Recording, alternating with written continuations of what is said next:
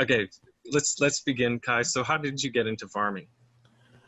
Yeah, it's kind of two stories I think running parallel to each other. Um, I think the journey kind of started during my undergraduate degree. My supervisor spoke a lot about Detroit, and I had previously been interested in Detroit as kind of a microcosm for like a quasi collapse of capitalist kind of system. I don't know if people are familiar with Detroit, but it's largely a failed city that went through a huge industrialized growth and then kind of collapsed following some race riots in the 60s, and as well as the auto industry collapsing. And it went from a city around 1970 of about 2.2 million people to 700,000 today. And so as a result, there was a lot of urban land created. And so people started doing urban farming there more as a out of necessity because with the collapse of the inner city came the collapse of a lot of different resources such as grocery stores, and so citizens were kind of forced to produce their own food in order to access fresh produce. So my supervisor had mentioned this one day in passing, and I just became really interested in it and kind of started exploring it and started re-exploring Detroit. And then immediately after I graduated, I ended up needing heart surgery. I've had several heart surgeries, and yeah, I was due for another one. So in 2012, I believe I had what was my seventh heart surgery, and then ended up afterwards having an infection within my heart from the surgery, and so I ended up spending about 5 weeks in the hospital, and it just really reminded me how bad hospital food is and what a disconnect the concept of health is. How disconnected the concept of health is from like food and nutrition, and how the modern medical system seems to think that those are kind of, I don't know, not linked in any way, or I don't know if they think that they're divergent or binary, but they certainly don't seem to, see healthy food as a necessary and fundamental part of the health program. And so, yeah, so with my interest in Detroit and then the experience in the hospital, I decided I really wanted to take on this idea of food production and kind of explore it a little bit. So I went to Detroit and saw what was happening there and became really inspired. And yeah, ended up starting up a farm in my backyard in West Hillhurst in Calgary. The I don't know, 10 months later, yeah. The plan had been initially to go to Detroit actually and work there, but then I felt that kind of as I was moving closer to it, I felt that that might be a little bit, I don't know about inappropriate, but maybe like appropriation. I'm not American, and I'm a white privileged person from Canada, and it felt maybe a little bit strange to move to um, a place like Detroit and do work where I felt like the work could equally be done here in Calgary, and I had access to a really huge backyard in West Hillhurst. So yeah, that's kind of the journey. And then I started and met you, Rod, and met Dennis, and yeah, I guess the rest is kind of history. It all just kind of propelled me forward. So Amazing. Yeah, it's I know we're still, the long range vision is to kind of fix those hospitals and what they serve patients. And I hope that as we continue to build YYC Growers, that's still, I remember we've had several conversations about that topic, and just the passion that we both have around health. So hopefully that can continue to build. Um, yeah, go ahead. oh no, yeah, I mean, I completely agree. I do think that there is traction getting like being made in certain spots, but yeah, there's so much work that needs to be done in that space, and I feel like I've kind of left that dream for a while, and I do hope to one day circle back into that. So Yeah, that's good. So, speaking of that, you have a pretty specific set of products that you grow. Can you let us know what they are, and how did you come to choosing those as your preferred items? Yeah, that's a great question. So for those who don't know my farm name is Ground Drunk Veggies, and I focus almost exclusively on greens. So do like greens and herbs and radishes, and those are almost the only three crops I grow. A little bit of other stuff, but that's pretty much it.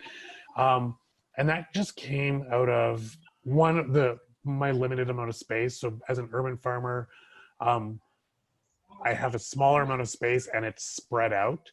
And so I really need to have high yielding crops that can fetch a larger dollar per pound than, something like potatoes, for example, and also that have a really quick turnaround or can be relay or succession planted really quickly. And so those are the crops that really fit um, that bill. And then I also, um, there's so many great farms in YYC Growers, and um, a lot of the larger farms, they have the advantages of producing the crops like carrots and potatoes and stuff because they have so much more space. They also have the machinery and infrastructure to harvest and process that. And so as a small farm, I just don't have access to that. And I feel like one of the gaps was just, greens, and herbs were something that on my, I thought weren't maybe not being produced as well as they could be in the rural farms. Not because they can't do it. I just think that they're just different. I think that the climatic advantages of being in a city are beneficial for growing those crops. So that's really why. And I just, I wanted to make money at this because it had been a hard go initially. And um, I think once I kind of figured out what the sweet spot was in terms of my farm, it really made a huge difference. So those are some of the factors. I also really like growing those crops. I think they're a lot of fun. They're there's so many different varieties, and people really like salads. And I think that if you're used to eating um, salad from the grocery store, like that salad's pretty bad. Um, and I thought we could do it a lot better. So yeah, that's more or less why. It wasn't, it's not like anything too crazy. I think that as a consequence of doing that, I think that there's probably some like potentially some missed opportunity in terms of like regenerative agriculture practices because it obviously decreases the amount of diversity that my farm has, and I try to make up for that by doing a lot of cover cropping in and around my farms and doing crop rotations within what I am producing. But yeah, I don't know. Right on. One of the things that so I studied with Graham Sate, and he's one of those soil compost guys. And what he calls what you're doing is champagne food. Um, and largely because when you cut something, I think one of the real advantages that you and I have in terms of being urban farmers is that our cutting and getting to the customer is such a short window that it has as much nutrient density as is possible. And nutrient density, for those of you on the call, actually translates into taste. So things taste better because they have that nutrition.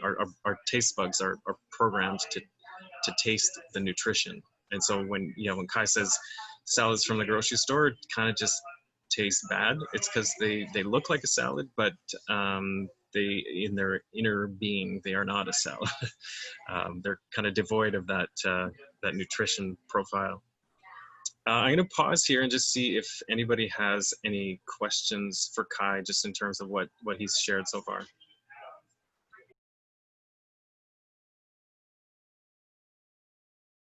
That's a great question. I'd say not. I feel like in Calgary we have more advantage than disadvantage. I mean, we already have such a terrible climate here that like we're kind of starting at scraping the bottom of the barrel in terms of like possibility, anyways. Um, but I because of this city is just such a huge heat sink, um, and because of the large buildings, etc., and the various bluffs of Calgary, I think a lot of like the real extreme weather is not experienced inner city. As you know, when you're on a big expanse of prairie, any storm coming through is coming through, right? Whereas in the city, it is often fragmented and broken up. And yeah, I'm trying to think. Like, I guess there are. I, I would say there are maybe some crops. Like I would say spinach in the city. Um, my growing season on spinach seems to be shorter than what it is for rural farmers. Spinach doesn't do well in the heat, and it seems like, from in my experience, there just comes a point in the season where I just can't produce spinach, where the rural farmers are still producing spinach.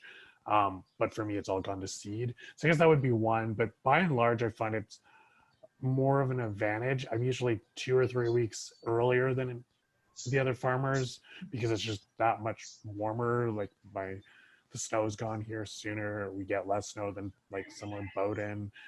Um, so those seem to me to be advantages. It lasts a little bit longer. Um, but yeah, I mean, otherwise, I really like Calgary is a challenging climate to grow in, nonetheless. But I do think it offers a little bit more of advantage than growing, out on the bald prairie. Does that Uh, answer that? well, I like what you did there, Kai, because you looked really regionally at our capacity, and there, like I agree with you. There's a benefit in this city, pressed heat, like you mentioned, and yes, you can come earlier to market. But what you didn't do is you didn't measure Calgary against California. So I just kudos to you, because I think you really you're embedded in kind of this local reality and making the best work. And I think the other thing that I'll just highlight is, for Charlie, like, so when he says, turn, like, the succession planting, like, so the really short season crops, so Kai can get 2, maybe 3, um, products out of one piece of land through the season, which most gardeners in Calgary just don't really even fathom that as an idea. So that really, helps Kai make use of the space. But then it's, yeah, and I think that the weather does force you to choose some of those varieties then that are not so long season. Anything you want to clarify on that, Bree? Yeah, that's a good question. So I used to, when I started the farm, when we lived in West Hillhurst, we had a small greenhouse to do seedlings, and we started them indoors and then transferred them outdoors. With the last 2 seasons, I've lived in an apartment, and I have stopped doing any seedlings or starts. That's not entirely true, but I mostly stopped doing any seedlings or starts because it was so challenging to do them in the apartment. And now we're in an apartment, we're on the 3rd floor, and I live, several communities away from where my farms are located. And so, um, yeah, it's just too challenging to take that on. So my jump on the season typically is through planting really early. Like I plant spinach in October and it will overwinter. Um, I use a fabric called Reme. It's like a white synthetic fabric that I lay down over the beds, and it has like 85% luminosity. So 85% of the sunlight makes it through, and this creates like a warmer ambient soil temperature, and so that gives a jump. And then I'm really lucky. I have a property in St. Andrews Heights, and the homeowners are just unbelievable. And they've given me about 3,000 square feet of space on their home, and it's all south facing on a slope. So it gets an incredible amount of sunlight. It melts earlier than any of my other properties by weeks. So yeah, all those are the advantages that I use. I did start doing some seedlings recently, so they're not going to give me a jump on this season, but I started doing seedlings. I just have one of our other growers, Micro YYC, is doing some lettuce transplants for me. But yeah, my own, I'm not doing them on my own anymore because at the moment I just don't have the capacity for it. Also, we just had a little baby, and it makes it a lot. It's enough work as it is. So That's brilliant. I didn't realize that Micro YYC was helping you out with that. That's brilliant. yeah, it's been great. The first batch didn't go so well. We didn't have great germination, but this batch looks really great. So Cool. Well, I'm going to ask the third question, and then we're going to kind of just free for all. If anyone has some questions for Kai that they're worried about or thinking about, it's not worried about. But yeah, Kai, what do you find to be the most satisfying about farming? yeah, that's a great question. What do I find to be the most satisfying? I think it's a combination of like being self-directed and working outside, and I think having that being outside, and I think being outside doing what I'm doing, specifically transforming like urban properties into growing sites, gives us really unique opportunity to connect with um, passerbys.